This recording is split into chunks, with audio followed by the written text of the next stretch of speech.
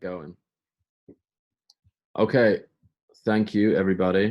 Just going to hit this into full screen. Still see it? Everything's good? Great. Okay, cool. So we collected a couple of questions this week in advance of this conversation, and we're just going to spend about 10 minutes talking through a couple of the requests that came in, and they kind of grouped into the same theme. So the thing that we wanted to discuss was publishing proof of work, showcasing proof of work. And a lot of the questions that came back were either like, how do I show proof of work if I have confidential client results, or I can't talk about the things that I'm achieving for my clients? Or how do I show proof of work if I haven't started generating client results yet? So two questions with a very similar answer, and this is we just wanted to talk about how to frame up those two different approaches to sort of telling a story without having necessarily gone through the entire process of delivering the result, but hopefully this short sequence will explain a way around that. So the idea at the top of this is really the difference between pushing people towards a solution versus pulling people towards a solution. And the visual metaphor that comes to mind is, the kids' toys, the wooden blocks where you have, the shape that fits in there's a peg and the hole. So the idea being, in some situations you have a solution defined and a customer defined, and in other situations you don't. So if you don't have the problem defined and you don't have the customer defined, you have what looks like the block on the left, right? Which is, this is what we are, this is who I am, this is what it's just a statement as opposed to a defined problem. So you have, on the left-hand side, I'm going to use the design example because it's most closely relates to the visualized value example, and I could speak to that. So on the left-hand side, my previous business would have approached the world like this and said, we're a design agency, we can design stuff. And then a potential customer or client approaches that with the okay, I am a business X and I need help with design. Versus on the right-hand side, where we have the problem defined and we have the customer defined, there's this, the selection process gets much easier. So by defining the problem as such, we clarify and codify your value proposition. We're telling the story in the materials that we have out in the market that if you are a business that is struggling to communicate the nuances of your business model, then we can help you build assets to do that. So, that the definition in the shape is implying that we're getting more specific about who we're addressing. And then the definition in the block is specifying why our solution is built to house that person. So it comes down to this very simple process of defining the customer and defining the result. And this is a bit of context. I'm not going straight into the proof of work stuff because this is all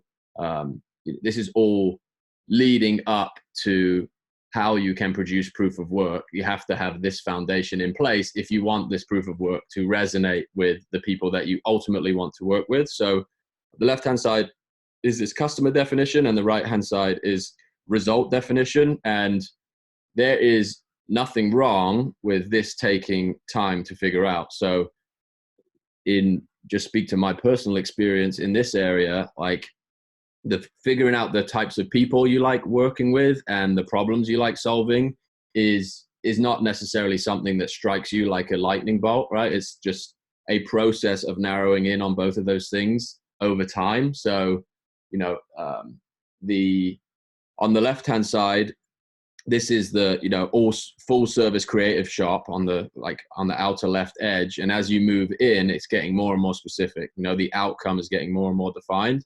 On the right-hand side, it's the left-hand side is the audience. So these are the types of people you like working with. The right-hand side are the problems that you like solving. So that's more specific to the outcome, the the set of deliverables, whatever it might be. And then the middle is obviously you've gotten to this sweet spot where you have the person defined perfectly, the business, whatever it might be, the situation somebody's in. And on the right-hand side, you have the problem perfectly defined. Then you have this meshing of elements in the middle, which works very nicely. So say all this to just set up this idea that you don't need permission to write a recipe. And what I mean by that is if you can articulate both of those things, if you have an idea or if you have a problem that you know how to solve, then you don't need somebody to give you permission to solve it. You can articulate what the solution is, right? So if you're capable of solving a problem, you can just say, okay, step one, this is what we would do. Step two, this is what we do. Much like in the way if you're baking an apple pie, you can outline the steps required to go from here are all the ingredients on the counter to here is this apple pie steaming on the windowsill, right? So it's the transition from problem to solution. The gap in between is the recipe, and the recipe, calls for a level of specificity around what you're going to be creating and what you need to put in order to create that stuff. That outcome. So it's a really simple metaphor, but I think very helpful in isolating the before and after state. And some of these activities that we've been talking about, or the exercises we've been talking about in the previous weeks, they are all kind of versions of the same thing. The holy grail is just getting to this point where you have the person and the problem. And these are just different ways to look at it, different ways to think about it to get you to that point. So in the same way, problem to solution, the recipe is the thing that sits in between. The, place X to place Y, the recipe is the thing that sits in between. So I think these concepts are not unfamiliar, but they're definitely, when you apply it to proof of work, I think this is a helpful way to think about it, because you start to break it down to the steps that are involved to make it happen. So I want to pull out a couple of examples from the community over the last couple of weeks, or actually last couple of days, and speak to like real examples of that definition being found, right? And that solution being articulated, the recipe that exists between where someone is and where someone wants to be has been well articulated in these two cases. So on the left-hand side, Brian shared this morning, this idea of a product that is specifically focused on taking people who are, working on projects or have something half formed, need feedback, and getting them that fast feedback. It's like perfectly articulating where someone is and what they need. And it's taking them to, here's the environment you will be in, which will get you the thing. And if you read this whole page, it speaks to the pain point that exists between those two places. So the person is the maker who needs project feedback. The solution is a always on 24/7 community that can get you that feedback when you need it. And this is Alex's example. If you've been following the channels for the last couple of days, he's landed on this packaged service setup where he's taking people who have authority, knowledge, insight, but don't have the free time to build a content system to increase the quality of the leads that are hitting their business, and just increasing the perceived value of their company too. So you're identifying the situation someone's in, which is, I'm an expert, I can provide a great result, but I don't have the expertise, the time, the systems to elevate what I'm doing to the level that the level consummate with my expertise. So he's like kind of closing that gap. That's the recipe that exists in between. It's hiring Alex and doing all of the things that have to happen to get that content exercise kicked off and running. So a couple examples of real recipes there. And then I wanted to share a couple of examples on that I've been working on the last couple of weeks. Again, there is an example of case studies at the bottom of this page, but nobody looks at them. So just again wanted to say, articulating the story and articulating the transformation and speaking to the person who has the problem is 90% of the, it gets you 90% of the way there. And I know there's, this is a product of years and years of figuring out who you want to work with and the problem you want to solve, but this can be applied to any, any level of problem you want to talk about. So it could be, it doesn't have to be anything as grandiose as this full scale, like media retainer. It's, taking somebody from not knowing what to eat every day to knowing what to eat every day. What would you do to get person from state X to state Y? And like starting small is actually a very, is the best place to start. Like we don't want to bite off more than we can chew, and then gives us the opportunity to articulate that small transformation and then deliver it and add that proof to this thing. But I think the idea of proof of work, you can interpret that as stuff that you've already delivered, or it's the idea of when you're in school, you show your workings, right? It's like if you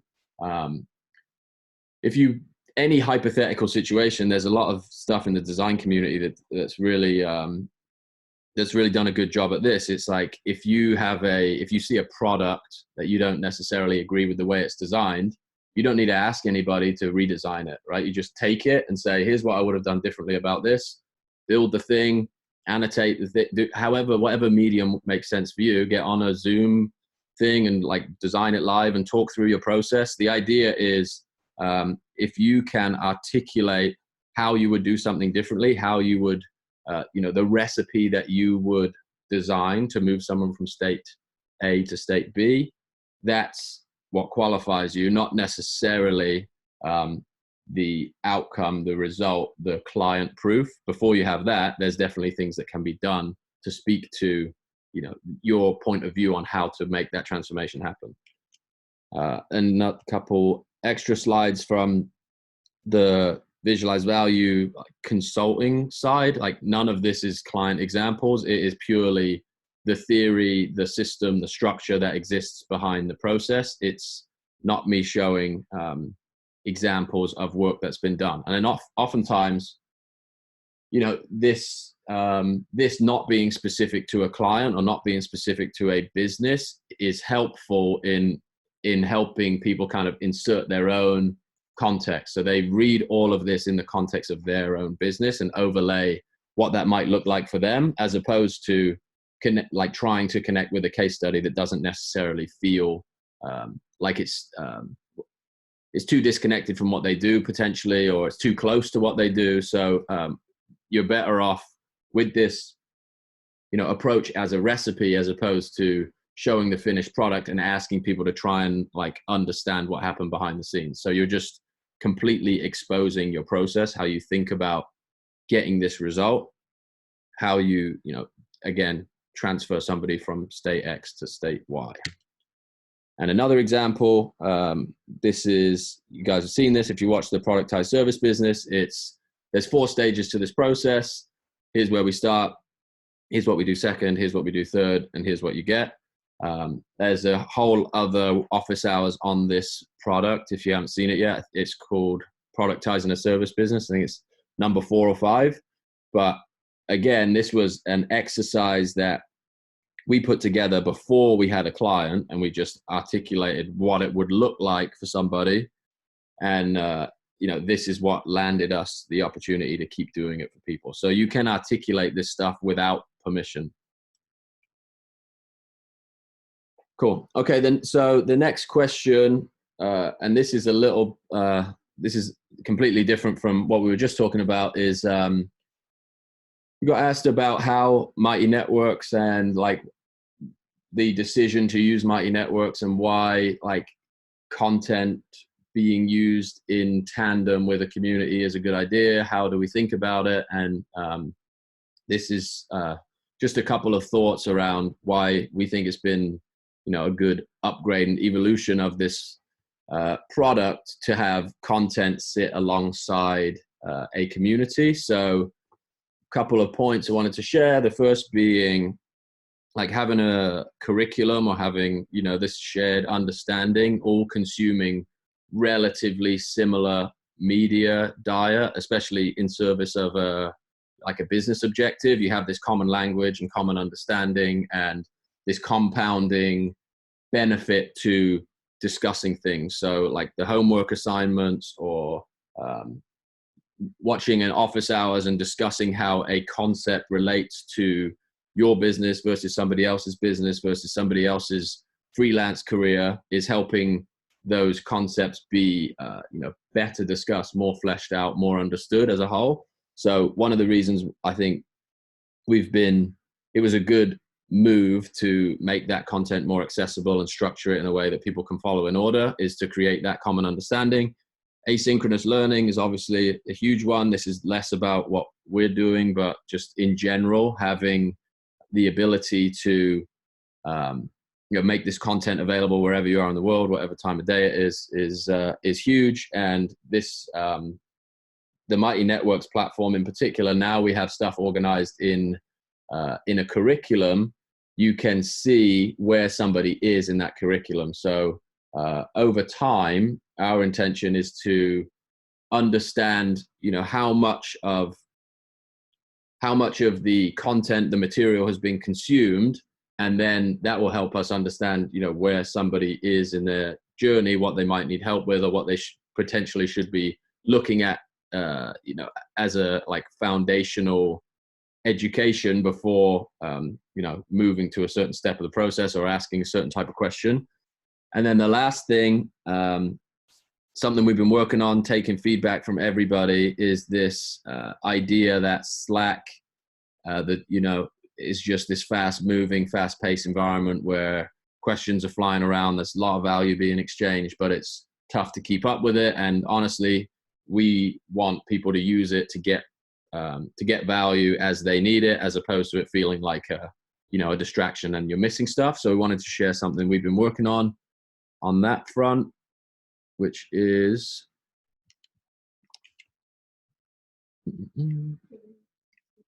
I'll find it. Thank you. Which is, where is this thing? Chrome. All right, cool. Which is now these recaps that we're going to be doing. So this, oh, so this is you can go in and read this. I'm just going to recap over it, but we're going to pull out the conversations that were like universally applicable, time, you know, that are they're going to stand the test of time, and there are lessons in here that can be applied that aren't, you know, talking about market trends or things that aren't necessarily worth preserving. They're just like water cooler topics. So we're going to be pulling out content here, things that are, you know, universally experienced, and start to collect those weekly. So pricing strategy here, we'll dive in and pull out the highlights of different people's perspectives here and try and distill those into some takeaways.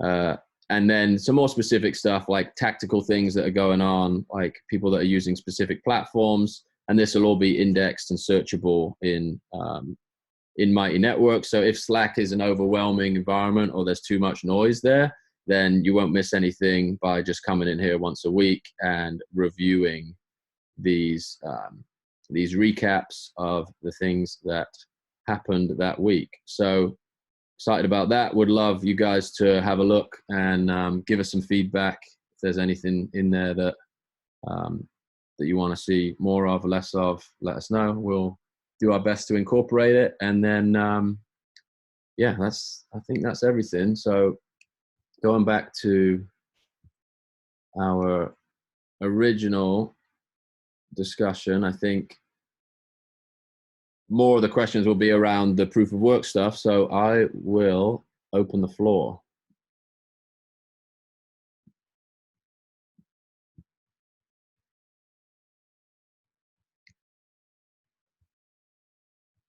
All right, everyone. some good feedback so far before reading it. I appreciate that, but this will be hopefully a good place for everyone to catch up.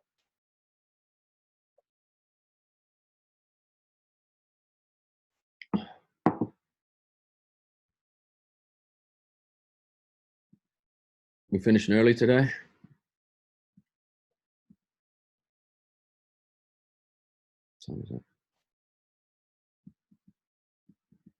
How do you explain a complex product like VV membership before proof of work?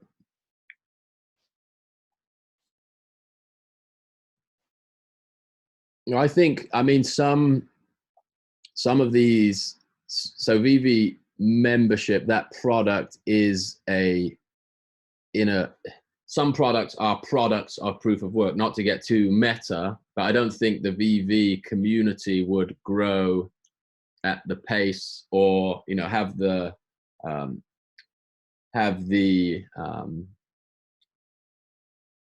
credibility to scale without the brand outpacing it at first, if that makes sense. Like, it is a byproduct of growing that community. So I definitely think there would be ways around that, but it's kind of a specific spin-off to gather people that have congregated around an idea. So it was like a response to demand as opposed to a problem that we identified and built a solution around. Does that make sense?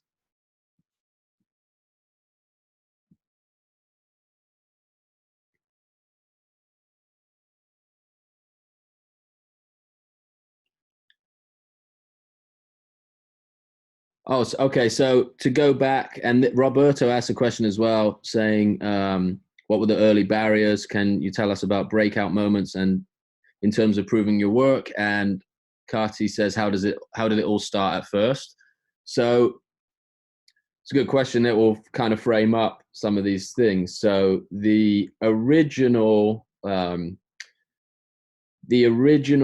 intent of the consumer side of visualized value, the graphics that, you know, were philosophical concepts and marketing concepts and things of that nature, were initially lead generation. It's a lead generation tactic for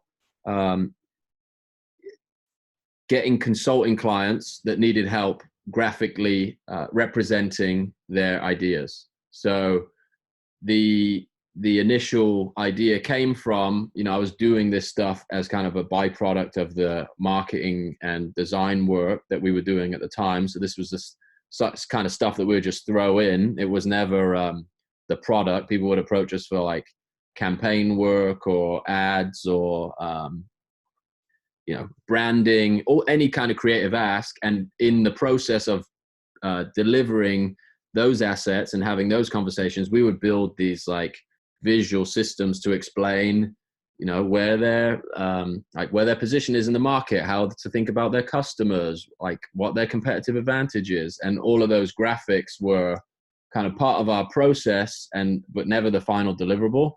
And then the realization struck after many, you know, too many different projects delivering different things for different people, and all these different mixes of deliverables. We're like, maybe there is a product just around these graphic systems that can help people communicate complex ideas. So that turned out to be true. And what we like, that would be difficult to promote by just showing client work. So it actually forced us out of proving our work through just showing client work, and more just finding a way to consistently produce content that use the same system that we would use for our clients. So it's very much the like recipe thing in action, where you say, we have a system for visualizing complex ideas, and you could basically throw an idea at that system and it will come out as a black and white graphic that adds some context to a quote. And that asset was intended to convince people that we could take ideas and add context and make them, you know, more accessible. So if you run a complex business and you see that asset, you're like, wow, I can understand that idea now because, you know, there's this added visual context. I learned visually. The feedback we were getting early on was like, these are far more memorable than just reading the idea. So we just kept leaning into that beyond it just being a lead gen tool. It became this bigger thing that, people like, the majority on this call, I hope, saw and thought, that this just resonates with a certain type of person. And because there was so much volume in terms of interest on that consumer side, it made sense for us to start thinking about, well, what is a product that we could build to serve the needs of the people who are attracted to this content. Does that make sense?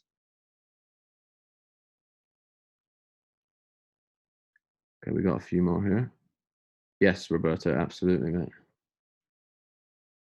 Did you use this process and knowledge to make VV, or learned it by doing VV? And did you have a goal to get to this or something similar, or you adapted along the way to how the market responded? Definitely the latter to some extent. I think that the high level transition for me was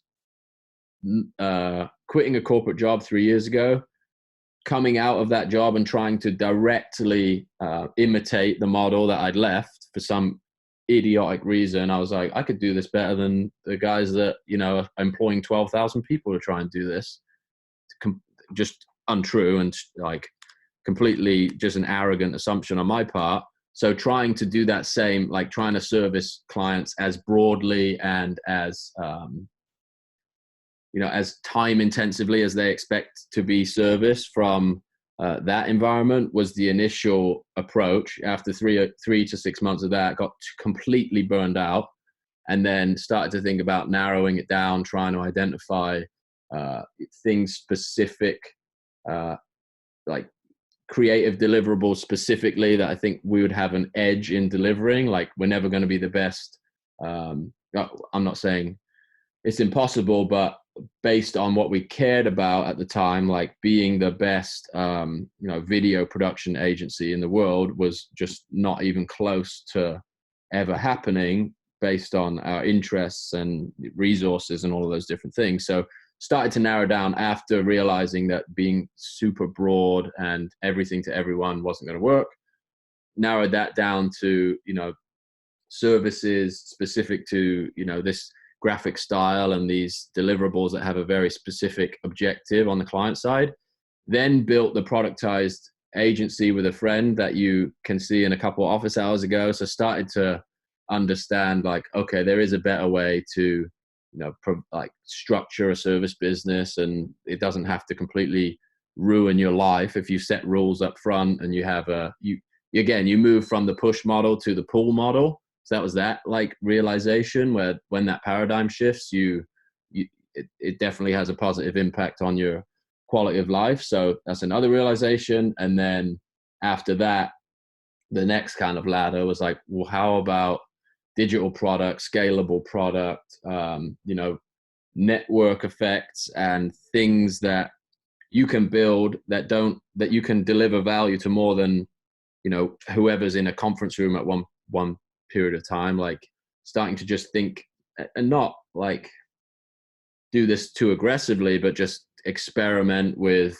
building assets that can help more and more people over time slowly. And that's kind of where we are now, is trying to build out a product that can transfer some of the experiences that we've had to more people. And hopefully that's what this is. Does that make sense, David? Christopher asks, when you're building a community in Slack, there will always be far fewer active members posting than lurkers and consumers. Do you think a community needs to err on the larger side to ensure there's enough of a critical conversation mass? It's a good question.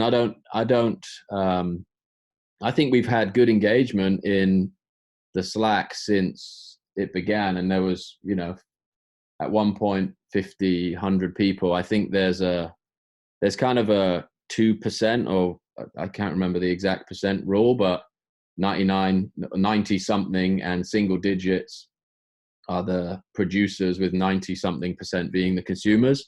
And I think one of the things that helps this move along is the slight structure that we have with the weekly call, and we're creating, again, going back to this slide behind here, the common understanding and the curriculum that's kind of consistent between members. I think that's an important part of keeping the community active and the discussion like on track. I think if you just were to start a community without having that focus or that common ground, and even, you know, on the front end, there's the common ground of what the brand and what the content that we're putting out as visualized value is, kind of creating a filter that the people that land in the private group are going to have something in common when they introduce themselves. There's, you know, there's things happening there. So I think I think this could work as a community of 100. There's the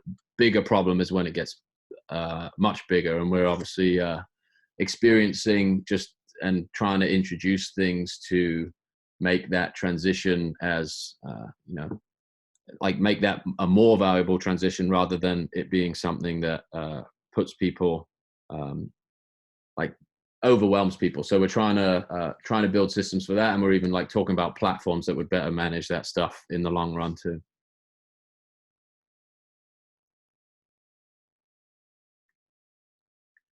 Oh, Justin, great question. So Justin says, I'm going to attack this from the opposite direction. What I'm noticing week to week is the vision for VV is growing and coalescing. We can already see in our mind's eye what this could grow into. Can you offer an idea in the larger sense of what you, and by extension all of us, are building? Yeah, so I have not rehearsed this, but I've definitely been thinking about it a lot. Celia and I have long discussions every day about what we want this to be, and how, you know, how we can keep it on the trajectory that it's on, in terms of everybody getting a ton of value from it, and it like being an agent for execution and people making things and putting things out into the world. And I think like there are so many, and this is a 100x idea, that the idea that there are so many networks and so many like if you think about a LinkedIn or something like that, there's just this like this status signal competition, just kind of fluff being exchanged at scale. And I think what we have an opportunity to build here is just a community that is like learning by doing, but there's the network effect of learning by doing is making everyone's experience that much more comprehensive. So just trying to think of the things that I would have personally benefited from a couple of years ago, after, you know, jumping off and starting a business without community, without just these fundamental ideas that have stood the test of time for you know, thousands of years ultimately. But trying to evolve this whole thing to just be an environment where people can move fast, make stuff, and like build a network of people that can actually support the things that they're making too. So I think that that's an important part of that a lot of communities don't necessarily foster, is, you know, you come in, you take your bit and you run off. Like this is I think our vision is to like have the critical mass of the community be able to actually help people launch projects. How's that, Justin? And I'd love everybody else's insight on that too, because this is, you know, this is like, as a product, like the stage we're at now, like it is a like a collaborative build.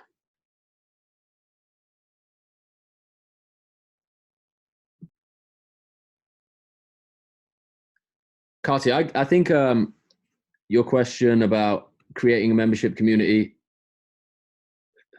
advice to someone who wants to follow in your footsteps in creating a membership community. I think just like the first thing that pops in my head is building it around a common understanding of some kind.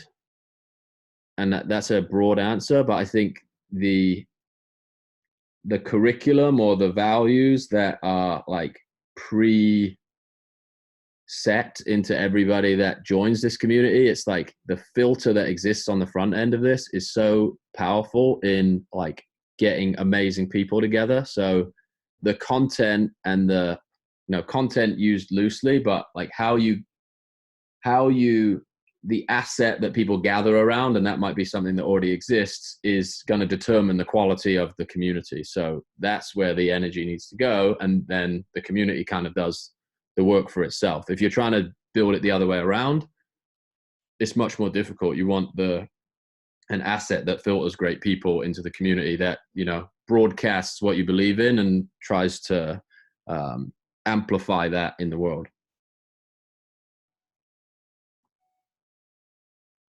Justin says, the reason he asked that question, if you look at version 1 of the weekly recap, if you did it at scale, it's about building a network library of content and a network of people that crushes all others with regard to building. It's another Y Combinator, but with a distinct and perhaps differentiated purpose.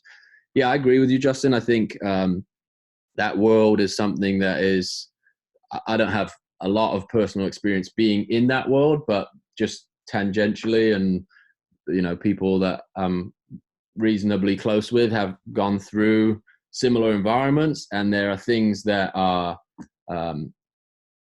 not necessarily as focused on your goals as an individual. Maybe there's like some incentives that are a bit wild in that space. And what's been interesting about this community, I think, is so many of the people here are either building a business on their own or have a very small team, and their goal is like independence in a lot of ways. So I think that's where we differ, and I would love everybody's take on that. But the idea or the feeling that I get from people in this community is there is a desire to operate independent of like somebody writing you a check and owning you and telling you what to do and what direction to take your product in. And like anything we can pass on from our experience of landing on something that you can provide as a service and get, you know, a lot of personal satisfaction from delivering, and build things that attract the type of people that you want to be around. That's something that I think is just universally valuable, and it's anything we could do to get people closer to that situation is a win, in my opinion.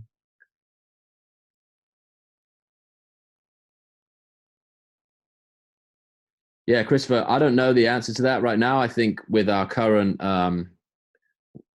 Christopher asked about upper ceiling on membership numbers. I think with our current numbers, like we're just kind of dialing back on like how often we go to market and invite new people in and just let it happen organically. And it feels like, you know, that's going to be, it's just an interesting experiment to see at what point does the noise increase to the point where we need to think about a new solution. But right now it feels pretty good. And I think we can build things like the weekly recap, and I think get some more structure around, you know, subscribing to the channels that you really want to be a part of, as opposed to, you know, having exposure to everything. So always thinking about that stuff. I think this is a problem that exists universally. We've kind of cracked the difficult part, which is getting the right types of people together. And I think we have an opportunity now to kind of build the platform that we want to build to keep facilitating what we've what's been happening to date. And what we have right now is you know, the community is the thing. The medium in which that community interacts is temporary solution to some extent. So we want to keep these people together in the most like productive and effective way possible. So we're always open, and we're having conversations with people about how we can better build the product to support everybody here. Okay. Aaron says, what do you think about showing your process as sawdust? How do you do it without giving away your thinking? I would say at no point has giving away any, like, you know, and there's another question below yours about NDAs, but if there's no restriction on the IP, there's no amount of information I think that you can give away that's going to hurt your business. Just especially if you're selling service or creative work, it's like all it does is further qualify you as the person to work with. It's not like, what's the quote? It's if information were the only barrier between what we wanted, then we'd all be billionaires with six packs, right? It's not. There's no amount of information you can give away that that is going to hurt your business, unless you're, developing a vaccine for something. But we're not talking about that kind of IP. I think there was a hesitation, and I've been there a couple of years ago. Where it's like, oh, I don't really want to show the secret sauce or how the system works, but nobody is motivated enough to copy you. And if they are, everybody that's done it for this stuff has only lasted a week or so. So they can, like, I'm not sure if the question is coming from that idea of, or from the viewpoint or the fear of being copied, but barely, like, anybody who has the energy to copy you is already doing their own thing. So that's what I would say for that.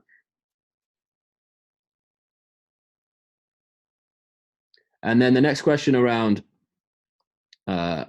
credible proof of work when your work happens in a corporate setting where things like NDAs prevent you from talking about specifics and showing results publicly, or the work does not produce immediate short-term results, e.g. training people, long-term strategy, etc. So I think there's a couple ways to think about that. One is like the specifics of it that you're holding as like super valuable are not as valuable to your audience as you think. So you could strip back a story about a client that you're working with. I don't know what you do, but if it was, a client in the airline industry, instead of saying American Airlines, you say, Airline X, or there's ways around just reframing the story and like just removing the details that are, that are specific to an industry. I think whatever work you're doing, there's always some underlying idea that transcends the specifics of the story, right? The proof of work is not about like posting the result. It's about exposing your thought process and showing how you think about a problem. And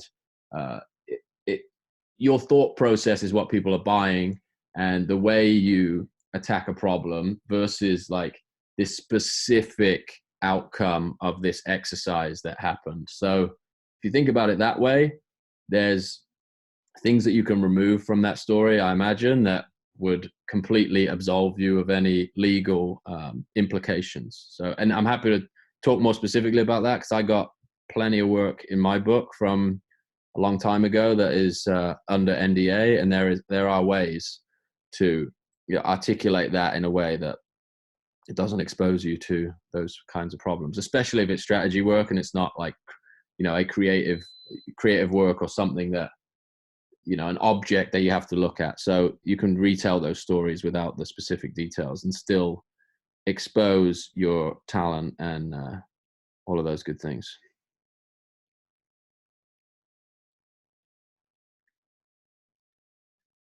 Yeah, independent income, but a lot of personal brands. Yeah, again, Craig, I agree with you. The term is like, it's a terrible term. I think it's been hijacked in many ways. But yeah, I think the idea and working on the language around that is something that we've been thinking about. It is about like the fourth industrial revolution in a lot of ways, right?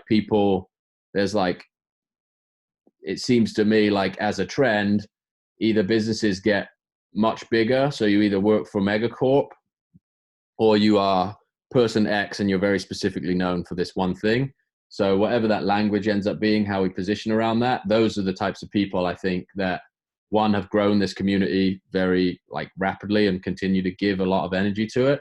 But I think just as a like economic trend, we're just going to see way more of that. People that are building out their own thing, building networks of people that, if you have a couple hundred people that know what you're capable of, you're never going to be in a situation where you don't have any, you're short of opportunity to get work done and, meet people that need what you can do.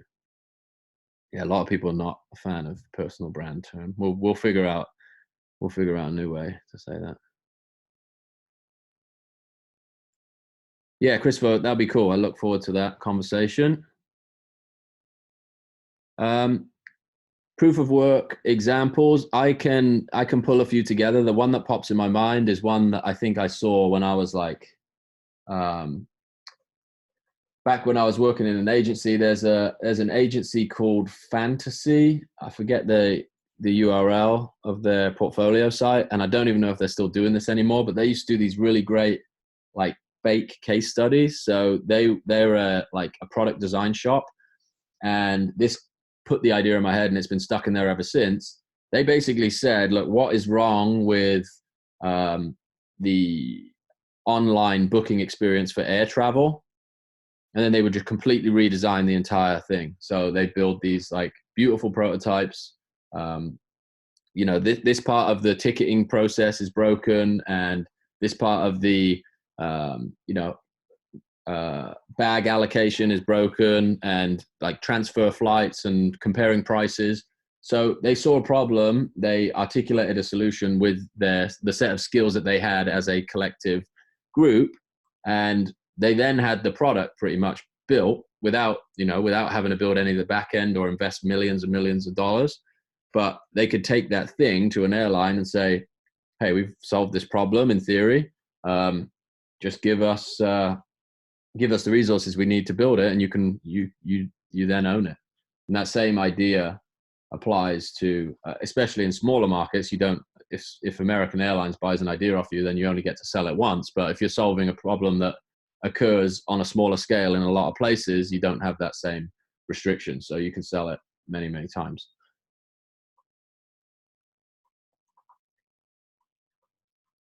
Yeah, if information could change people, everyone would be skinny, rich, and happy.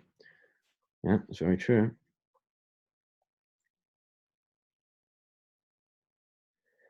When you're not writing tweets and producing content, how do you like to spend your time? Good question, Aaron. I can't even remember how we used to spend time before this quarantine, writing tweets and producing content. We coffee shops, like wandering around the city.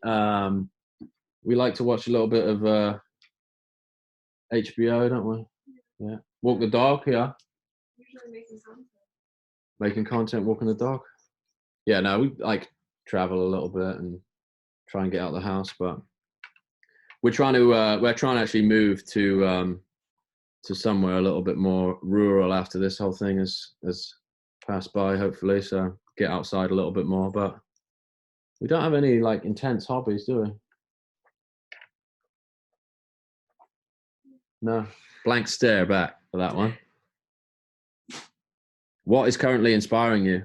I mean, I think the community, honestly, for like just like people building stuff and being able to hopefully provide you guys with anything that we can to like create momentum. That's the most inspiring thing for me. I've never been like, although I have like a creative background, as they say, like I'm not like can't find me at the opera or reading literature or things of that nature. Like I like the odd book, but definitely don't like, not a culture vulture by any means. But the opportunity to speak to you guys every day, build stuff, share experience, that lights me up, and that's like why I just do so much of it.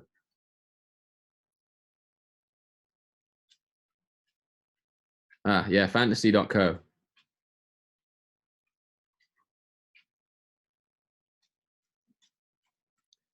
Tyler, great question. So Tyler asks, I'm sure everyone in here has an idea of what their current proof of work looks like, when really they have a rich history of how much more that may not be coming to mind right now. Do you have any exercises or prompts? So we're going to make we have it in progress right now. We're going to send out a homework exercise with a couple of different prompts to generate a bunch of that stuff. And I will also fire up a Zoom or a Loom over the next couple of days and go through some old portfolio stuff that might kick up a few ideas. But yeah, we'll get some prompts going on.